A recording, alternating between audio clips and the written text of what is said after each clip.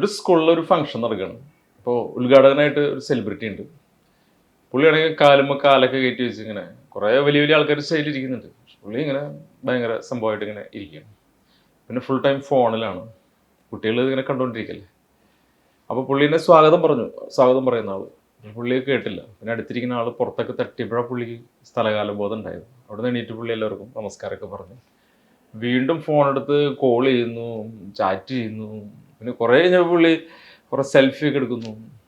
പിന്നെ അത് കഴിഞ്ഞ് ഓഡിയൻസിന് എടുക്കുന്നു. ചുരുക്കി പറഞ്ഞാൽ പുള്ളി വേറെ ലോകത്താണ്. ഇവിടെ നടക്കുന്ന കാര്യങ്ങളൊന്നും അറിയുന്നില്ല. അപ്പോൾ കുട്ടികൾ ഇത് കണ്ടുകൊണ്ടിരിക്കുക. അപ്പോൾ ഒരു സെലിബ്രിറ്റീനെയൊക്കെ കൊണ്ടുവന്നു കഴിഞ്ഞാൽ, ഒരു ഇൻഫ്ലുവൻസറിനെയൊക്കെ കൊണ്ടുവന്നു കഴിഞ്ഞാൽ ഇത് കുട്ടികൾക്ക് അവരിൽ നിന്ന് എന്തെങ്കിലും പഠിക്കണ്ടേ? അപ്പോൾ ഇതുപോലെയുള്ള ആളുകളിൽ നിന്ന് എന്താണ് കുട്ടികൾക്ക് പഠിക്കാനുണ്ട്. അതായത് ഒരിക്കലും ഇതുപോലെയാകരുത് എന്നുള്ള മഹത്തായ പാഠം.